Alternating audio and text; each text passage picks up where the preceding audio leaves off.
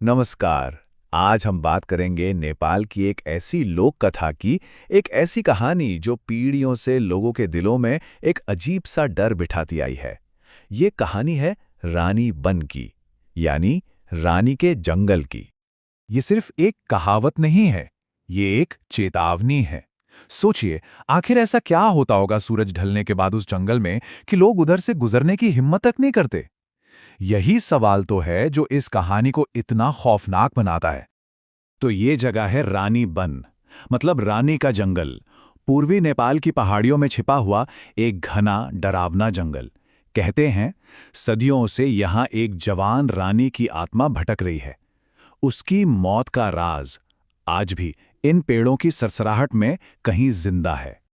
अब कहानी में आता है हमारा मेन कैरेक्टर किरण। एक सीधा साधा कुली। एक शाम की बात है, आसमान में काले बादल घिराए थे, तूफान आने ही वाला था और किरण को बस जल्दी से घर पहुंचना था। और इसी जल्दबाजी में उसने वो फैसला ले लिया जो उसे नहीं लेना चाहिए था। उसने रानी बनके उस बदनाम शॉर्टकट से जाने का फैसला किया। एक ऐसा फैसला जिसने उसकी पूरी जिंदगी बदल कर रख दी। और जैसे ही किरण ने जंगल में कदम रखा, सब कुछ एकदम शांत हो गया। मतलब पिन ड्रॉप साइलेंस। हवा भी जैसे थम सी गई थी। इतनी खामोशी थी कि उसे बस अपने ही कदमों के नीचे सूखी पत्तियों की चरचर की आवाज आ रही थी। और हर एक आवाज के साथ उसका दिल और जोर से धड़क रहा था। वो जंगल के बीचों बीच पहुंचा ही था कि उसे कोई दिखा। ठीक रास्ते के बीच में एक औरत अकेली खड़ी थी। अब जरा सोचिए, इतने घने सुनसान जंगल में कोई अकेली औरत क्या कर रही होगी? किरण के दिमाग में भी यही सवाल आया। और बस यहीं से असली खौफ की शुरुआत हुई। उसने लाल रंग की पारंपरिक गुन्यू चोली पहनी थी। अंधेरे में भी वो लाल रंग अलग ही दिख रहा था। पर एक बात बहुत अजीब थी। उसके बाल बहुत लंबे और काले थे और उन्होंने उसका चेहरा पूरा का पूरा ढक रखा था। मतलब कुछ दिख ही नहीं रहा था। यहां मैं बता दूं कि गुन्यू चोली एक ट्रेडिशनल नेपाली ड्रेस होती है। ये छोटी सी डिटेल इस कहानी को और भी असली महसूस कराती है ना?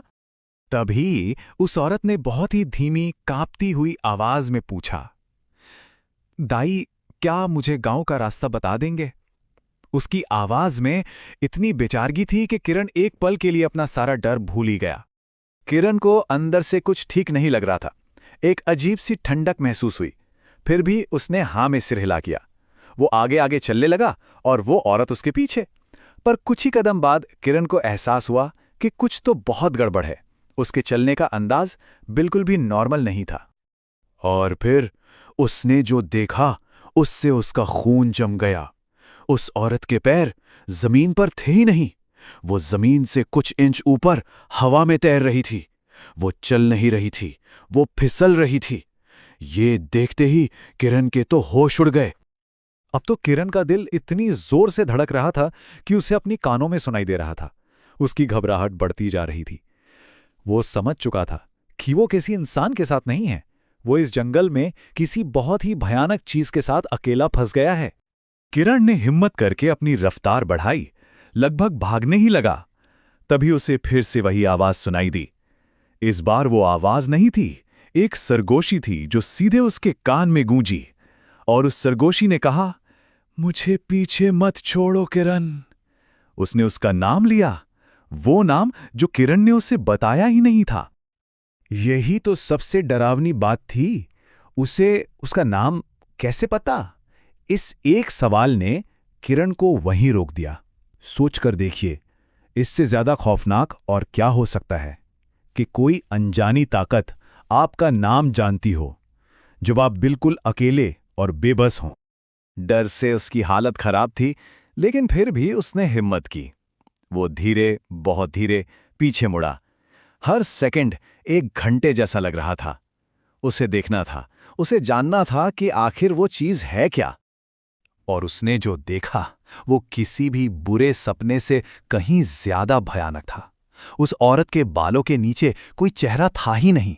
वहां सिर्फ एक अंधेरा गड्ढा था, एक खालीपन जहां ना आंखें थीं ना नाक, कुछ नहीं, बस रात जैसा काला अंधेरा। और ठीक उसी पल जैसे आसमान भी उस खौफ पर अपनी गवाही दे रहा हो। जोरों का तूफान शुरू हो गया। बिजली कड़की और उसकी रोशनी में वो खोखला, अंधेरा चेहरा एक पल के लिए चमक उठा और भी ज्यादा डरावना लगने लगा। किरण भागा, बस भागा, अपनी जान बचाने के लिए भागा। उसने एक बार भी पीछे मुड़कर नहीं देखा।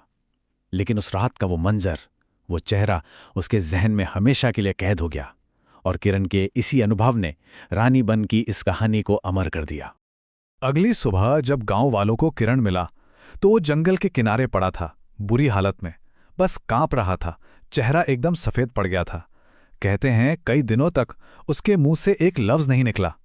वो जो देख कर आया था उसका सदमा बहुत बहुत गहरा था। किरण के साथ जो हुआ उसने उस पुरानी कहानी को और पक्का कर दिया। आज भी वहां के लोग यही कहते हैं कि वो रानी आज भी उस जंगल में भटकती है, मदद मांगती है, और सबसे अजीब बात, वो आपका नाम जानती है, भले ही आप उससे पहली बार मिल रहे हों।